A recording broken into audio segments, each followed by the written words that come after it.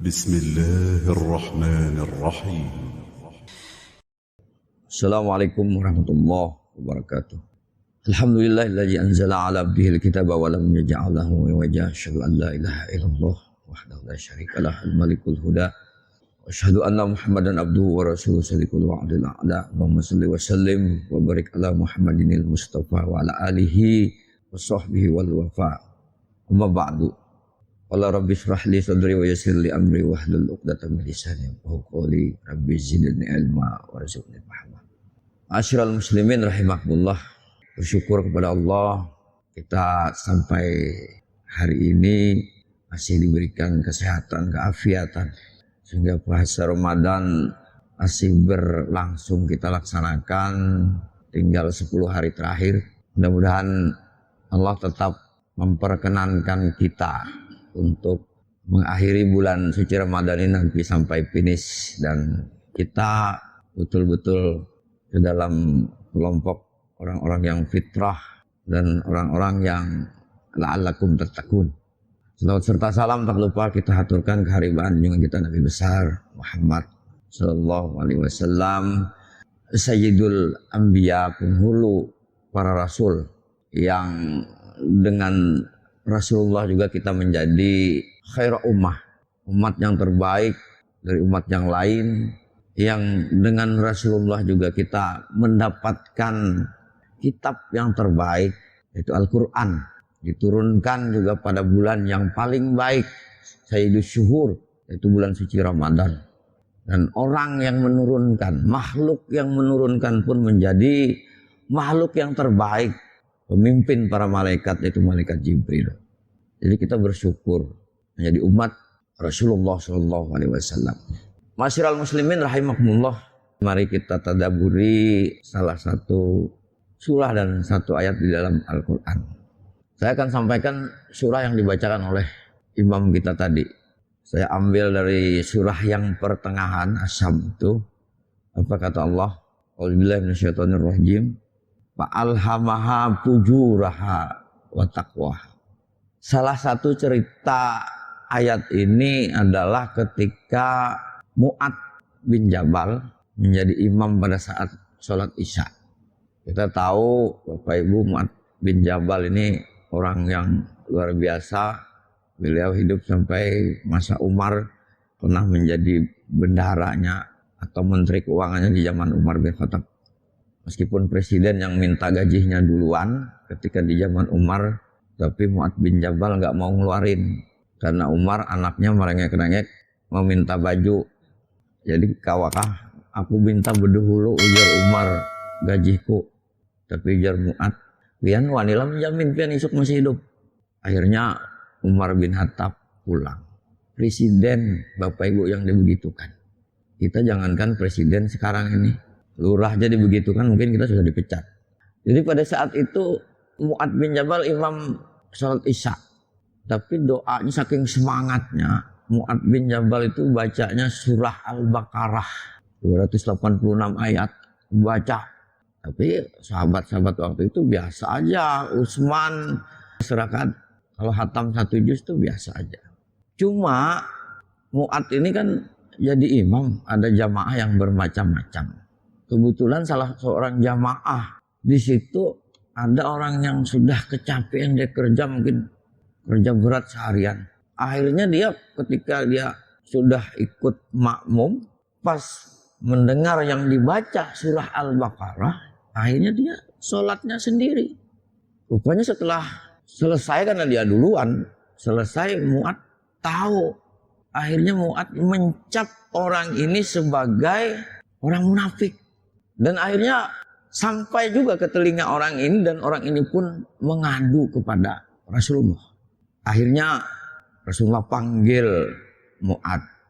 Wahai Mu'ad, kalau jadi imam itu jangan panjang-panjang.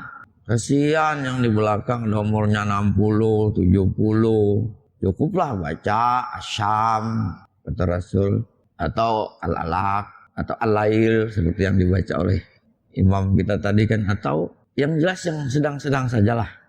Ma'asyiral muslimin rahimakumullah, saya ingin kaitkan bahwa di tengah surat Asyam itu ayat yang ke-8 itu yang kita bacakan tadi, yang kita dengar juga imam kita tadi. Kalau imam kita kan enak tuh, sedang Mas Adit nih kalau dari imam tuh kalau tuh ayatnya panjang, misalkan dia baca Al-Fajr, dia jadikan 2 kali baca gitu kan, tidak sekaligus. Artinya paham. Makanya imam tuh harus ngelihat ke belakang dulu, luruskan dan rapatkan saf supaya lihat ini siapa yang di belakang nih.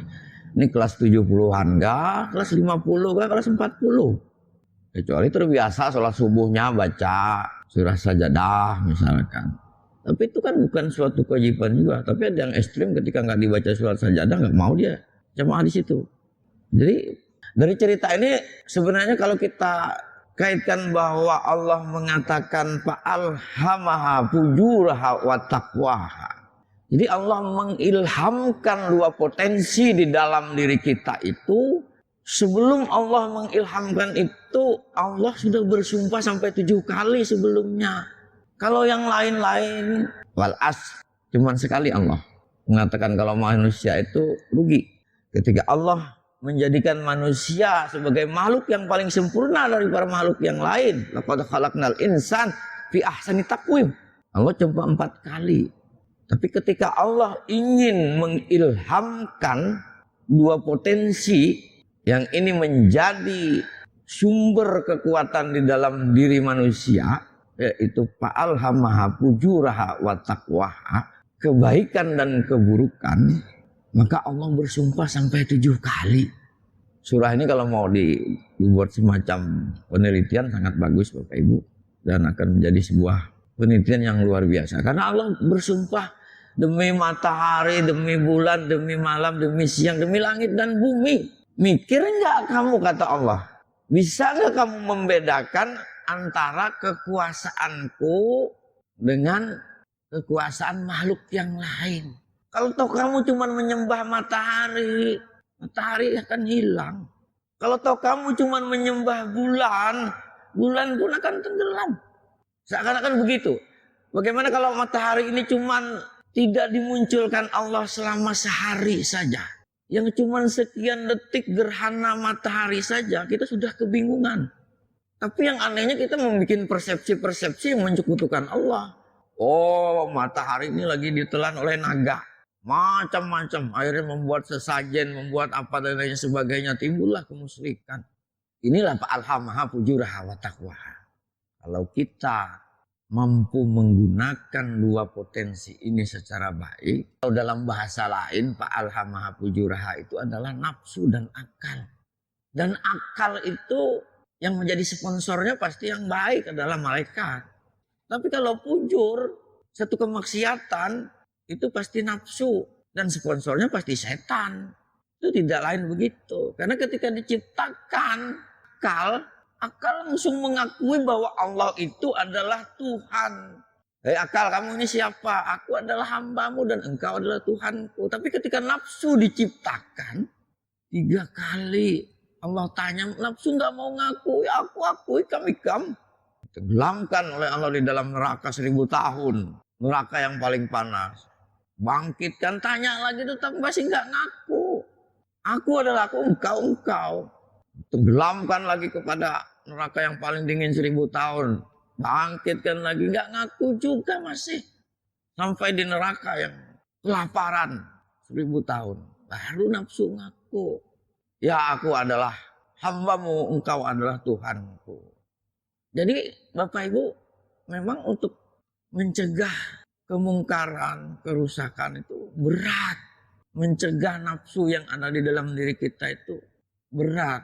Mungkin puasa ini adalah bagian dari keinginan Allah agar kita mampu mengendalikan hawa nafsu kita.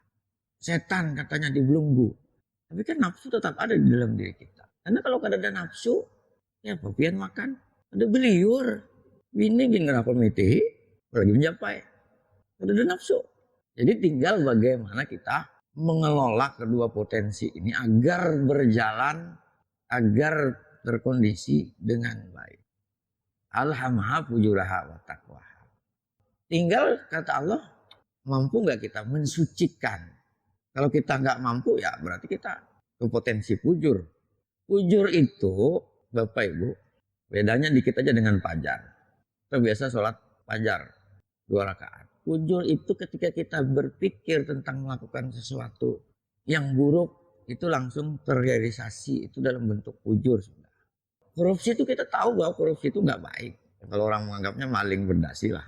Tapi tetap kita lakukan. Itu adalah fujur. Kita tahu bahwa sholat fajar itu lebih baik dari dunia dan isinya. Jadi nggak apa-apanya dunia dan isinya itu. Tapi kita nggak mau melakukannya. Tapi ketika kita lakukan seperti apa yang kita sekarang ini, itulah fajar itu. Jadi jarang orang berapa persen sih yang mau melakukan sholat fajar masjid yang sebesar ini kan. Andai kata orang semuanya yakin bahwa sholat subuh itu lebih baik daripada dunia dan isinya, mungkin penuh masjid ini. Karena orang memikir bahwa yang dikatakan baik menurut dia tuh maksudnya tuh ingin milik dia. Akhirnya apa? Dengan potensi fujur ini Allah mencontohkan salah satu kaum yang melakukan fujurah. Yaitu apa? Kadzabat Samudu bitakwa. Kaum Samud. Ini sebagian saja. Kaum Samud ini beberapa kali termasuk dalam surah An-Naml ayat 45 sampai dengan 53 itu juga dijelaskan. Kenapa Allah sih mencontohkan kelompok fujurah ini kepada kaum Samud? Karena kaum Samud itu orang-orang hebat, orang-orang pintar yang mampu memahat bukit, gunung menjadi tempat tinggal Bapak Ibu. Sampai sekarang masih ada. Allah tinggalkan supaya jadi contoh. Tapi mereka kupur, tidak mau bersyukur, bahkan cenderung musyrik. Maka diutuslah Nabi Soleh dari kaum mereka sendiri. Dan akhirnya kaum Samud itu terbelah menjadi 2 kelompok. Kelompok yang kaum Nabi Soleh dan kelompok yang ingkar dan kufur tadi. Allah ingin katakan kamu ini sudah kuberi nih kemampuan yang luar biasa yang mungkin sampai saat ini pun belum ada yang punya kemampuan seperti kaum Samud yang tidak menggunakan peralatan modern seperti kita sekarang ini. Tapi mereka mampu bahkan hidup pahatan-pahatan mereka itu. Tapi saking mereka merasa karena mereka hebat, padahal mereka ingin katakan salah kami kan kami anggap orang yang baik, padahal anak kami jadikan pemimpin di antara kami rusak, kami dinasihati kami. Akhirnya saking jengkelnya mereka, akhirnya mereka kumpul. Oh sudahlah, kalau kamu Tuhan kamu dan apa yang kamu sampaikan itu memang benar, coba kami minta kepadamu supaya ciptakanlah sesuatu. Tapi mereka mintanya unta tuh yang begini-begini tinggi putih, untanya itu sudah hamil melahirkan susu yang banyak dan sebagainya tuh, supaya mereka bilang mampu enggak. Tapi karena Nabi Soleh adalah Rasul, bermohon Nabi Soleh, Allah juga ingin membuktikan bahwa kekuasaan Allah itu lebih hebat daripada kemampuan yang mereka miliki. Dan Allah juga ingin mengatakan alhamaha fujuraha itu supaya mereka itu tahu mana yang baik dan mana yang tidak baik dan mana yang lebih benar. Bahwa Allah itu maha segala-galanya, apapun yang Allah lakukan pasti bisa. Mereka tidak sadar yang mereka paham itu gunung-gunung itu, bahkan diri mereka itu adalah ciptaan Allah. Itu yang ingin disadarkan oleh Nabi Saleh. Tapi mereka tetap ngotot. Maka dengan doa Nabi Saleh keluarlah unta dari batu sesuai yang diinginkan mereka. Maka atas perintah Allah, nih sudah kutunjukkan kekuasaanku. Tolong unta ini jangan diapa-apain, dipukul jangan. Maka atas perintah Allah, Allah hanya minta ada sebuah sumur, bergantian minum di sumur ini dengan unta. Sehari buban nikam, sehari unta. Tapi ada masih imbalan. Ketika unta itu minum, kaum yang kufur tadi tidak, tapi Allah kasih susunya silakan dipergunakan dengan, artinya mereka tidak minum air itu tapi diganti dengan susunya unta. Tapi itu pun mereka tetap tidak percaya dengan kebesaran dan kekuasaan Allah. Bapak Ibu Masyaril Muslimin rahimahullah. Inilah orang kalau sudah di khatamallahu ala qulubihim wa ala sam'ihim wa ala absarihim bisawatu alahum ajabun. Kalau Allah sudah khatam hati, penglihatan dan pendengaran kita, maka Allah kunci sudah Jadi hidayah itu nggak akan mau masuk. Meskipun kebenaran itu secara akal itu sudah. Kita lihat Fir'aun, Namrud, kafir Quraisy misalkan sampai zaman Rasulullah. Rasulullah sampai menunjukkan bahwa mampu membelah bulan pun tetap. Karena orang kafir itu memang begitu. Innal ladzina kafaru sawaun alaihim anzartahum am lam tunzirhum la yu'minun.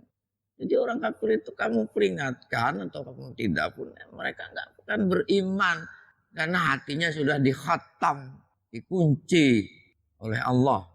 Jadi kita makanya berdoa, Rabbana la tuzigh qulubana ba'da idh hadaitana wa hab lana min ladunka rahmah innaka antal wahhab. Supaya Allah yang sudah memberikan hidayah kepada kita ini, kita mau ke masjid, mau ngaji, jangan sampai ditarik lagi oleh Allah. Kita bersyukur. Makanya Allah memberikan potensi itu supaya kita tahu ini baik nih, ini nggak baik. Allah inginnya begitu saja, tapi kaum soleh tetap nggak.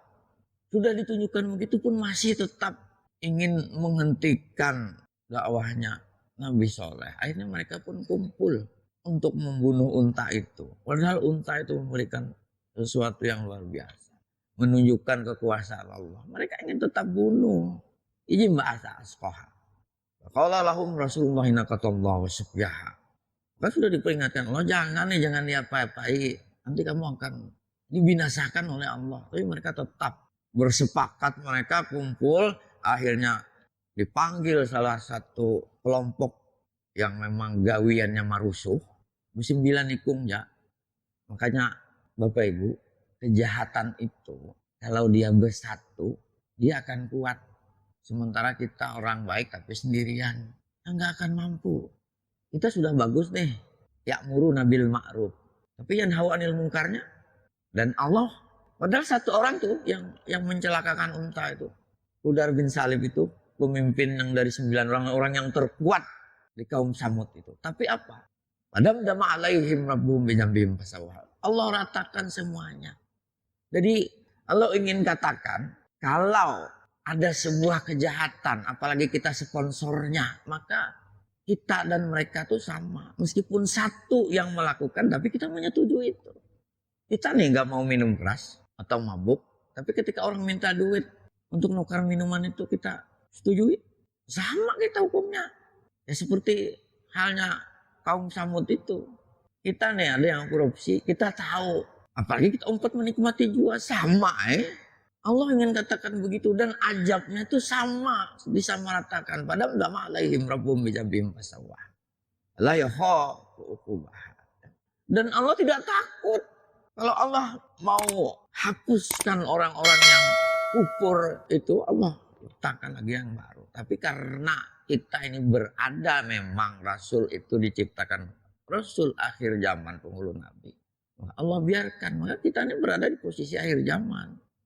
Tidak lagi seperti halnya kaum Samud, kaum Ad yang langsung ketika Rasulnya berdoa untuk mencelakakan umat Nabi Nuh dan sebagainya, langsung. Karena Allah ciptakan lagi. Tidak sulit bagi Allah. Allah ingin mencontohkan juga dengan adanya matahari, bulan, siang dan malam, langit dan bumi, tidak sulit bagi Allah. Meskipun ada tafsiran lain yang mengatakan wala yakhafu itu dinisbahkan kepada si Qudar bin Salib itu yang tidak takut. Sebenarnya Bapak Ibu masih muslimin dan muslimat, ketika mereka membunuh itu, mereka menyampaikan dengan Nabi Soleh, ayo mana ajab Tuhanmu? Maka Nabi Soleh mengatakan tunggu 3 hari lagi. Sebenarnya mereka sudah mulai khawatir Bapak Ibu. Mereka tuh sadar aja, ini Nabi Soleh menciptakan, memunculkan unta yang begini aja bisa. Jangan-jangan ajab ini betul-betul datang. Hari pertama, anggaplah kemarin Nabi Soleh mengatakan seperti itu. Hari ini mereka mukanya mulai menguning. Tidak datang. Hari kedua mulai memerah. Hari ketiga sampai menghitam mukanya. Sampai hari keempat yang diturunkan bunyi dentuman seperti hanya petir, maka matilah semua mereka rata. Padam dama itu. Padam dama alaihim rabbuhum bijambihim fasawha wala yakhafuhum. Dan Allah tidak akan takut yang seperti itu. Apa Allah rugi? Tidak. Allah bisa ciptakan yang lain lagi. Termasuk Allah jadikan kita sebagai umat yang terbaik. Ma'asyiral muslimin rahimakumullah.